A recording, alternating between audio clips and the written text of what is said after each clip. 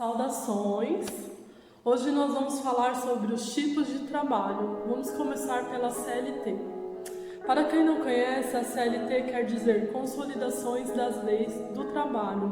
O trabalhador brasileiro de carteira assinada tem alguns direitos que são garantidos pela CLT e pela Constituição Federal de 1988.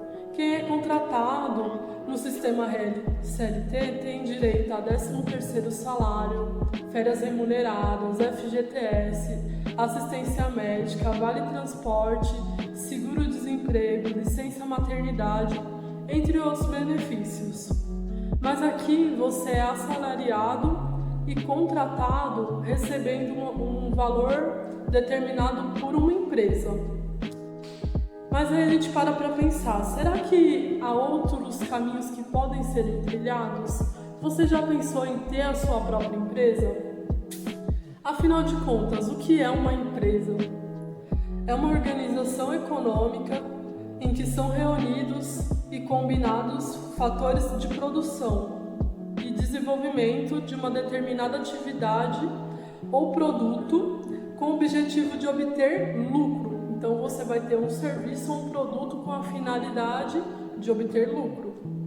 Toda empresa ela tem que ter o CNPJ. A partir de 1988, na Secretaria da Receita Federal alterou o sistema antigo de cadastramento de empresas nacionais, onde antigamente a gente tinha o CGC, que é o Cadastro Geral do Contribuinte, e hoje nós temos o CNPJ, que é o Cadastro Nacional de Pessoa Jurídica. O formato referente à numeração e nada mudou, então a gente tem o mesmo formato na numeração e permanecendo os mesmos números para as empresas já inscritas no CGC. Então quem era inscrito no CGC continua com a mesma numeração no CNPJ. E aí, pensando no CNPJ, os números após a barra correspondem à unidade da empresa. Os dois últimos números do CNPJ é um dígito verificador que testa se o CNPJ da empresa é verdadeiro ou falso. Então, a Receita Federal tem como saber se você tem realmente um CNPJ. Esse sistema ele foi desenvolvido para melhorar as informações e o controle da Receita Federal.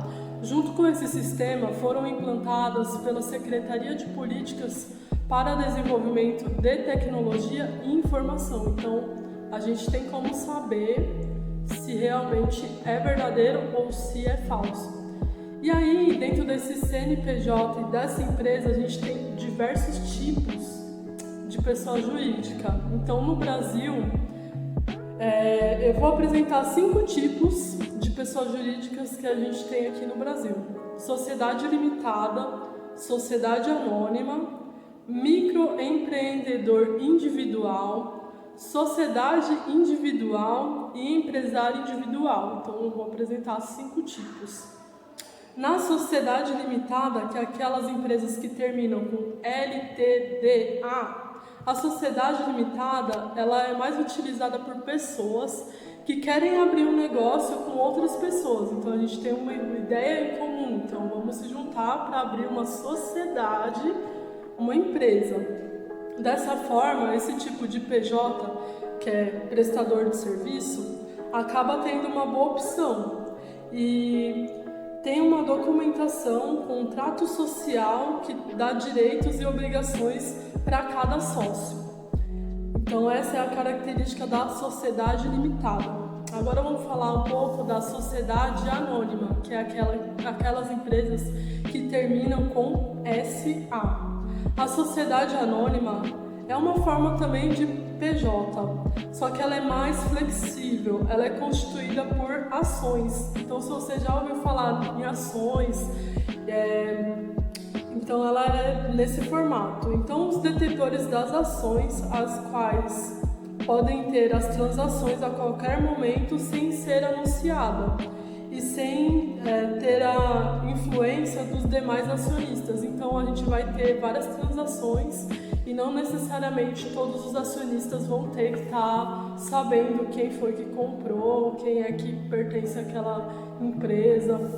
Aí nesse tipo de empresa, a responsabilidade de cada acionista é referente à sua porcentagem. Então, por exemplo, determinada pessoa pode ter 3% das ações, outra pessoa pode ter 50% das ações, e aí tem essas variantes. Portanto, esse tipo de empresa é recomendado para companhias já constituídas e com forte crescimento. Por exemplo, o Facebook é uma empresa gigantesca hoje, e aí tem variantes de ações. Tem gente que pode ter 1% das ações dele, tem gente que pode ter 50%, aí varia. E que demandam uma maior captação de recursos e entrada de investidores. Então são empresas que todo mundo quer ter um pedacinho. Vai por mim que todo mundo vai querer ter um pedacinho dessa empresa. Agora, o microempreendedor individual, MEI. Gravem bem esse tipo de empresa. O microempreendedor individual é uma opção jurídica mais simples.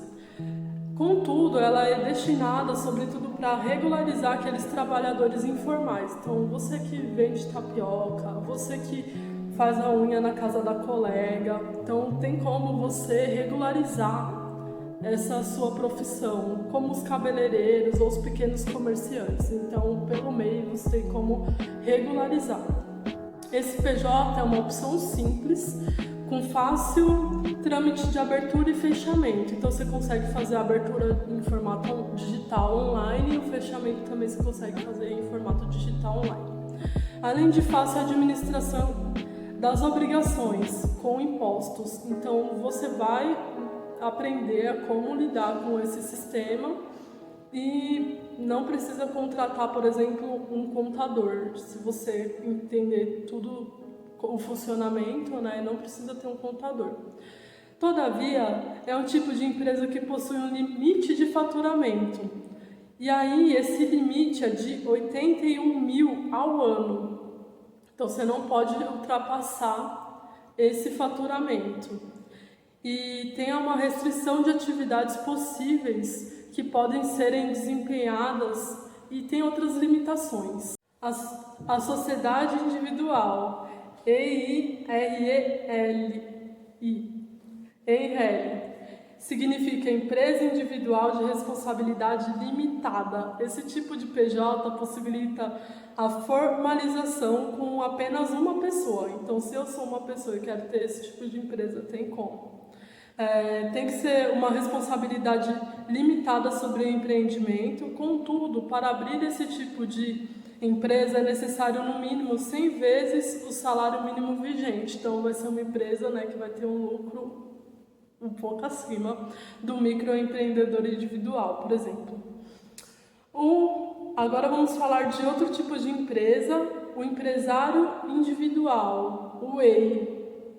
O empresário individual coloca o seu próprio nome na atividade empresária. Então, se eu tivesse uma empresa, se eu fosse uma empresária individual, eu poderia continuar sendo Tamires. Simples assim. Entretanto, apesar de haver um CNPJ, não tem a dissociação do capital da pessoa física com a pessoa jurídica. Então, ele está atrelado, está junto. Então, a minha pessoa física também é a minha pessoa jurídica. Isso se a pessoa não for organizada, eu não recomendo, tá, galera? Dessa forma, o patrimônio da pessoa física pode ser colocado em garantia das dívidas da empresa. Por exemplo, se eu estou com alguma dívida no mercado, só que é uma dívida pessoal, então essa dívida pessoal vai influenciar na empresa? Vai. Se for o contrário, se a empresa tiver uma dívida e eu não estou com nenhuma dívida, vai influenciar? Vai. Então, aquelas conhecidas restrições. Gente, tudo isso aqui pode ser um universo gigantesco, porque quando a gente fala de CNPJ, tipos de empresa, para muitas pessoas ainda é algo novo. O que eu vou fazer para vocês? Eu vou deixar a cartilha do microempreendedor individual nos grupos e um link aqui também no YouTube, tá? Para todo mundo poder ter acesso. E os outros tipos de empresa também eu vou deixar artigos detalhando de uma forma mais que dê para vocês entender qual a quantidade tributária, tipos de impostos, né, mais certinho. Por enquanto é isso, eu agradeço por vocês virem assistir ao vídeo e até a semana que vem.